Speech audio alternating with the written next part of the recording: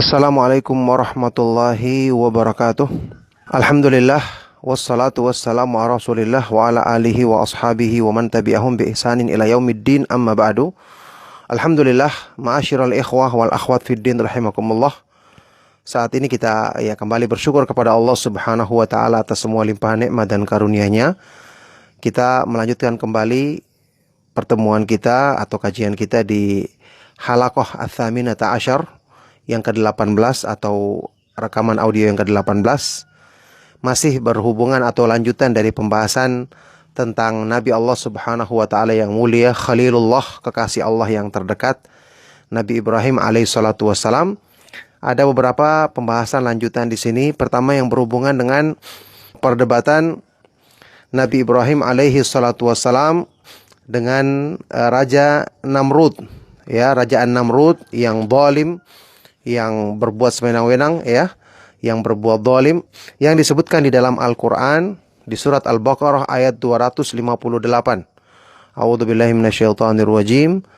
Alam tara ilal ladzi hajja Ibrahim fi rabbih an atahu Allahul mulka id qala Ibrahim rabbiyal ladzi yuhyi wa yumit qala ana uhyi wa umit. Qala Ibrahimu fa innallaha ya'ti bisyamsi minal masyriqi fa'ti biha minal maghribi fabuhital ladzi kafar wallahu la yahdil qaumadz zalimin. Bagaimana pandanganmu tentang seorang yang mendebat Nabi Ibrahim tentang Rabb-Nya, tentang Allah Subhanahu wa taala? Orang ini Allah berikan padanya kekuasaan, dia punya kerajaan yang besar. Ketika Ibrahim berkata kepadanya, Rabbku Allah Subhanahu wa taala, dialah yang menghidupkan dan mematikan. Maka raja ini mengatakan, aku juga bisa menghidupkan dan bisa mematikan. Kemudian Nabi Ibrahim alaihissalatu wassalam berkata, sesungguhnya Allah menjadikan matahari terbit dari sebelah timur. Maka kalau kamu memang betul menguasai, maka coba jadikan matahari terbit dari sebelah barat. Maka terdiamlah orang kafir tersebut, dan Allah Subhanahu wa ta'ala tidak memberikan hidayah kepada orang-orang yang berbuat zalim. Ini jelas argumentasi yang sangat kuat dari Nabi Ibrahim alaihissalatu wassalam tentang penciptaan Allah Subhanahu wa taala dan kemahakuasaannya terhadap alam semesta beserta isinya. Disebutkan oleh para ulama ahli tafsir dan para ulama ahli nasab, ahli sejarah, bahwa raja yang dimaksud di sini adalah Raja Babilonia yang namanya adalah An-Namrud ibnu Kan'an ibnu Kush ibnu Sam ibnu Nuh, ibni Syam ibni Nuh. Jadi dia masih sampai nasabnya kepada Sam ibni Nuh, putra Nabi Nuh. Sam, dari putra Nabi Nuh alaihi salatu wassalam. Ini penjelasan dari Imam Mujahid ibnu Jabr al-Makki. Ada juga yang mengatakan keturunannya yang lain, Namrud ibnu Faleh dan yang lainnya juga sampai kepada Sam ibni Nuh. Yang jelas dia disebut dengan nama An-Namrud. Ini termasuk raja yang besar, raja yang besar yang memiliki kerajaan yang besar. Sebagaimana kata sebagian dari para ulama, bahwa yang punya kerajaan besar di dunia ini ada 4. 2 yang mukmin, yang beriman, yaitu Dzulqarnain dan Sulaiman, dan 2 yang kafir, yaitu Namrud dan Bukhtanasr. Nah, jadi yang jelas di sini Nabi Ibrahim alaihissalatu wassalam mendakwai Raja Babilonia ini, Raja Babilonia tempat kelahiran beliau ini. Tapi kemudian tentu saja raja ini menolak dan berdebat dengan Nabi Ibrahim alaihissalatu wassalam. Ketika Nabi Ibrahim berkata kepadanya bahwa Allah Subhanahu wa ta'ala bisa menghidupkan dan bisa mematikan, maka dia mengatakan, saya juga bisa melakukannya. Yaitu dia mendatangkan 2 orang tahanan yang sudah dipastikan hukuman mati padanya. Kemudian dia mengatakan, ini yang dihukum mati, ini yang dibebaskan. Jadi dia mengatakan ini berarti bisa menghidupkan, bisa mematikan. Tentu ini sesuatu yang sangat konyol, karena maksudnya di sini menghidupkan dari yang tidak ada menjadi ada, menghidupkan dari yang mati kemudian hidup, kemudian juga mematikan orang yang hidup. Yang ini tentu cuma Allah Subhanahu wa taala yang maha kuasa melakukannya. Adapun yang dikatakan oleh raja ini menunjukkan kebodohannya dan kekurangan akalnya. Kata Ibnu Katsir rahimahullah taala, ini adalah dalilun bayyinun kathrati jahlihi wa qillati aqlihi.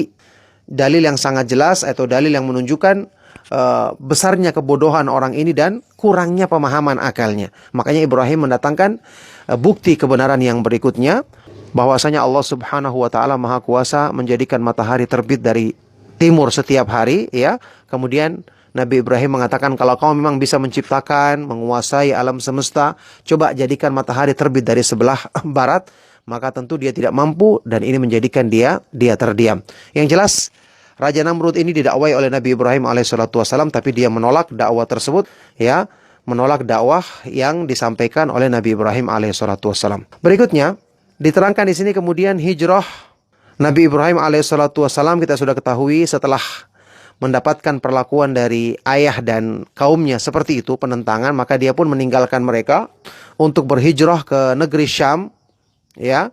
Disebutkan di dalam surat Al-Ankabut ayat ke-30 26 sampai 27. Allah Subhanahu wa taala berfirman, "Fa'amana lahu Lut, qala inni muhajirun ila rabbi innahu huwal azizul hakim. Wa wahabna lahu Ishaqa wa Yaquba wa ja'alna fi dzurriyyatihi an-nubuwata wal kitab wa atainahu ajrahu fid dunya wa innahu fil akhirati laminas salihin." Maka Nabi Lut pun membenarkan atau ya mengimaninya, membenarkan kenabian atau petunjuk yang dibawa Nabi Ibrahim alaihissalam, dan Nabi Ibrahim mengatakan, sesungguhnya saya akan berhijrah kepada Allah Subhanahu wa taala, ke tempat yang Allah Subhanahu wa taala perintahkan, karena sungguhnya dia maha perkasa lagi maha sempurna hukum dan hikmahnya. Kemudian kami berikan kepadanya, ya kami anugerahkan kepadanya anak Ishak dan Yakub, dan kami jadikan pada keturunannya ya kenabian dan diturunkan kitab kepada mereka. Dan kami berikan kepadanya balasan baginya di dunia, dan di akhirat dia termasuk orang-orang yang saleh. Inilah Allah Subhanahu wa taala muliakan Nabi Ibrahim alaihissalam dalam hijrahnya ini, ya, dalam perjalanannya ini. Kita sudah sebutkan bahwa istrinya, ya, Sarah adalah perempuan yang mandul, yang tidak punya anak keturunan. Tapi kemudian Allah Subhanahu wa taala berikan setelah itu, ya, keturunan-keturunan yang saleh, nabi-nabi, ya, yang kemudian akan menjadi nabi yang diutus kepada manusia, ya, seperti yang Allah sebutkan di ayat ini. Allah jadikan pada keturunannya kenabian dan diturunkan kitab-kitab suci dari sisi Allah Subhanahu wa taala. Maka setelah Ibrahim alaihissalam, semua nabi yang diutus oleh Allah Subhanahu wa taala adalah dari keturunannya, dan semua kitab yang Allah turunkan dari langit adalah kepada nabi-nabi yang merupakan keturunan Nabi Ibrahim alaihissalam. Ya, Nabi Ibrahim alaihissalam tentu saja meninggalkan tempat tinggalnya untuk berhijrah ke Baitul Maqdis, ya, dalam rangka untuk bisa beribadah kepada Allah Subhanahu wa taala dan bisa mengajak manusia ke jalan Allah Subhanahu wa taala. Pertama dia menuju ke negeri Syam yang disebutkan di dalam Al-Qur'an surat Al-Anbiya ayat ke-71, "Wa najjaynahu wa lutan ilal ardil lati barakna fiha lil alamin." Dan kami selamatkan Nabi Ibrahim dan juga Nabi Lut alaihi wassalatu wassalam. Kemudian mereka berpindah ke negeri yang kami berkahi padanya di alam semesta ini. Ini adalah negeri Syam, ya, tempat Nabi Ibrahim alaihissalatu wassalam berpindah setelah itu. Disebutkan kisahnya di sini, ya, seperti yang disebutkan sebelumnya. Nabi Ibrahim alaihissalatu wassalam berhijrah bersama istrinya, bersama Lut, ya. Ada kisah yang disebutkan sebagian dari para ulama bahwa ketika berpindah hijrah ke negeri Syam ini, Nabi Ibrahim alaihissalatu wassalam berjumpa dengan Sarah, yang Sarah di sini disebutkan, ya, istrinya Sarah di sini adalah putri dari Raja Harran. Ya, Harran tentu salah satu wilayah di negeri Syam yang dia termasuk orang yang berpegang teguh dengan agama yang benar dan tidak setuju dengan agama yang dianut oleh kaumnya. Perbuatan agama syirik yang dianut oleh kaumnya. Kemudian Nabi Ibrahim alaihissalatu wassalam menikahinya. Tapi ini pendapat yang dikatakan oleh Imam Ibnu Katsir sebagai pendapat yang gharib, pendapat yang asing, ya. Yang masyhur disebutkan bahwasanya yang benar adalah Sarah adalah anak perempuan putri dari pamannya Harun, ya, putri dari anak perempuan dari pamannya Harun, sebagaimana yang dijelaskan di pertemuan yang lalu. Maka inilah yang benar. Lagi pula disebutkan ketika dia berhijrah dari Babilonia itu menuju ke negeri Syam ini, kan disebutkan dia beserta sama istrinya. Berarti dia sudah menikah. Bukan waktu itu dia pergi kemudian menikah di tempat dia datang ke situ. Taib. Ini penjelasan dari Imam Ibnu Katsir rahimahullah taala. Kemudian disebutkan ada keterangan di sini bahwa ketika pertama kali Nabi Ibrahim alaihissalatu wassalam tiba di Baitul Maqdis, ya, di Palestina saat ini, ya, tiba di negeri Syam ini, maka beliau mendapati negeri Syam ketika itu kekeringan, kelaparan, dia tidak punya harta. Akhirnya dia pergi menuju ke Mesir. Akhirnya dia melakukan perjalanan menuju ke Mesir untuk mencari rezeki Allah Subhanahu wa taala di tempat tersebut, dan tentu ini merupakan bagian dari perintah yang Allah Subhanahu wa taala perintahkan kepadanya. Kemudian di Mesir inilah terjadi kisah, ya, yang sangat terkenal, yaitu kisah Sarah, ya, yang kemudian diinginkan oleh raja Mesir yang ada saat itu. Disebutkan di dalam Sahih Imam Bukhari, ya, dari Abu Hurairah radhiyallahu taala anhu, dia mengatakan lam yakdzib Ibrahimu alaihi salam illa thalatha kadzabat thintani minhunna fi dzatillahi. Nabi Ibrahim alaihi salatu wasalam tidak pernah berdusta kecuali 3 kali. Tentu ini dusta bukan yang dusta sesungguhnya. Nah, dia mengungkapkan kalimat yang dipahami lain oleh orang yang mendengarnya. Ada 2 di antaranya di jalan Allah Subhanahu wa taala, yaitu ketika dia mengatakan inni sakim, sesungguhnya aku sedang sakit. Ya, yang kedua ketika dia menghancurkan berhala dan dia mengatakan bal fa'alahu kabiruhum hadza. Ketika ditanya kamu yang melakukan, maka dia mengatakan bahkan yang melakukan ini yang berhala paling besar. Yang ketiga, ketika dia sedang berjalan bersama Sarah menuju ke Mesir ini, maka dia masuk ke negeri Mesir yang dikatakan ketika itu, ya, pengawalnya yang melihat Sarah, ya, karena Sarah ini terkenal dengan kecantikannya yang sangat, yang disebut-sebut bahwa sejak zamannya Hawa sampai Sarah tidak ada wanita yang paling cantik setelah Hawa. Ya, tentu Hawa adalah istri Nabi Adam yang sangat cantik. Kemudian setelah itu adalah Sarah, istrinya Ibrahim alaihissalatu wassalam. Maka para pengawalnya menyampaikan kepada raja ini bahwasanya hahuna rajulun ma'ahum ra'atun min ahsanin nas. Ada seorang laki-laki yang masuk ke negerimu ini, dia bersama perempuan yang termasuk yang paling cantik, ya, perempuan yang paling cantik. Maka ketika itulah raja ini mengutus kepada Nabi Ibrahim. Nabi Ibrahim mengatakan, "Hada ukhti, ini adalah saudari perempuanku," ya. Kemudian Nabi Ibrahim alaihissalatu wassalam mengatakan kepada Sarah, ya, "Laisa ala wajhil ardi mu'minun ghairi wa ghairuka." Ya, tidak ada lagi di muka bumi ini saat ini tidak ada yang beriman selain kita berdua. Maka saya mengatakan kamu adalah saudaraku, ya, ini saudara dalam iman. Intinya kemudian raja tersebut memanggil, ya, tentu dengan pengawalnya, memanggil supaya Sarah itu datang menghadapnya. Ketika Sarah masuk menemuinya, kemudian dia ingin memegangnya, tapi Sarah tentu berusaha menolaknya. Ya, kemudian intinya raja ini berkali-kali berusaha, tapi Sarah berusaha mencegahnya, dan dia berdoa kepada Allah Subhanahu wa taala. Yang kemudian di akhir kisahnya, raja ini kemudian mengatakan kepada para pengawalnya, innaka lam ta'tini bi insanin wa innama ataitani bi syaitan. Kamu tidak membawa kepadaku seorang manusia, tapi kamu membawa syaitan ke sini. Ya, ini karena bagaimana kuatnya upaya dari Hajar untuk mencegahnya. Maka bahkan kemudian setelah itu raja tersebut menghadiahkan kepadanya seorang budak perempuan, Hajar, yang bernama Hajar. Ya, kemudian akhirnya Sarah pun kembali menemui Nabi Ibrahim ketika dia sedang melaksanakan sholat, tentu minta pertolongan kepada Allah Subhanahu wa taala. Kemudian Sarah mengatakan kepadanya, "Raddallahu kaidal kafir." Ya, Allah menolak tipu dayanya orang kafir, ya, ditolak atau dikembalikan ke lehernya sendiri, bahkan memberikan padanya seorang budak perempuan. Taib, setelah itu kemudian Nabi Ibrahim alaihissalatu wassalam, ya, singkat ceritanya, sebagaimana yang diterangkan oleh para ulama, diterangkan oleh Ibnu Katsir di sini.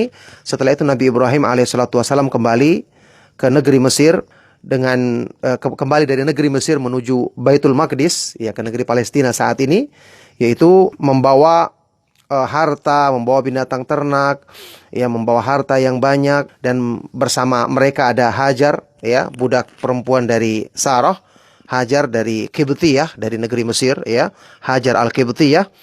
Kemudian Sarah berkata kepada Ibrahim setelah mereka sudah sampai di Baitul Maqdis kembali, bahwa Allah Subhanahu wa taala menjadikan aku tidak memiliki anak. Maka Sarah pun menghadiahkan kepadanya Hajar, ya, memberikan kepada Ibrahim budaknya ini Hajar, yang tentu setelah itu Nabi Ibrahim pun halal untuk mengumpulinya, untuk berhubungan dengannya.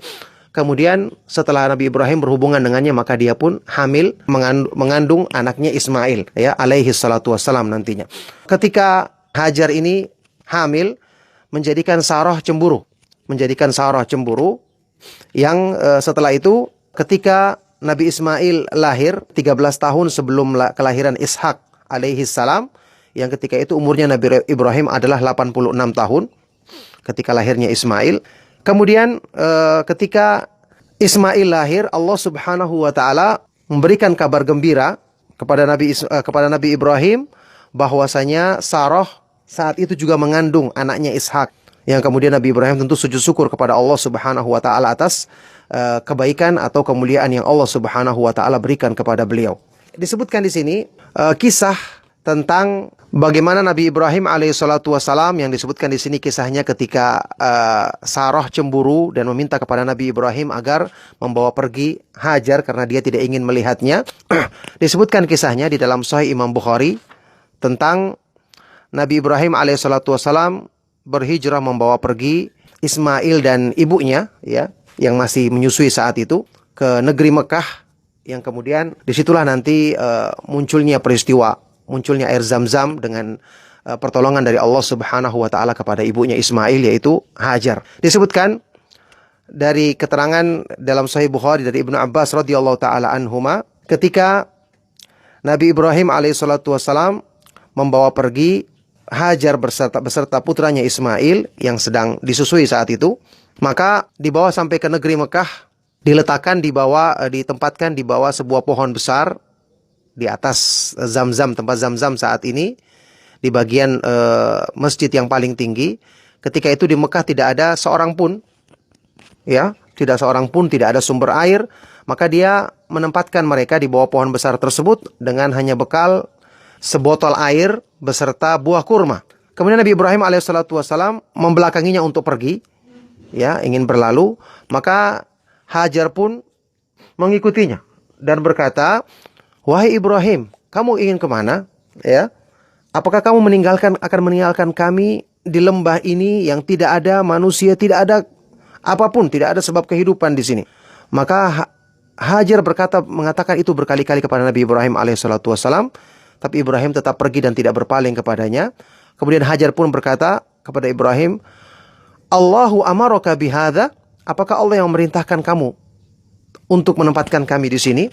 Maka Nabi Ibrahim alaihissalatu wassalam berkata, "Iya." Qalat, maka setelah itu Hajar berkata dengan penuh keimanan, "Idzan la yudayyi'una." Kalau begitu tidak mungkin Allah akan menyia-nyiakan kami, tidak mungkin Allah Subhanahu wa taala akan menyusahkan kami.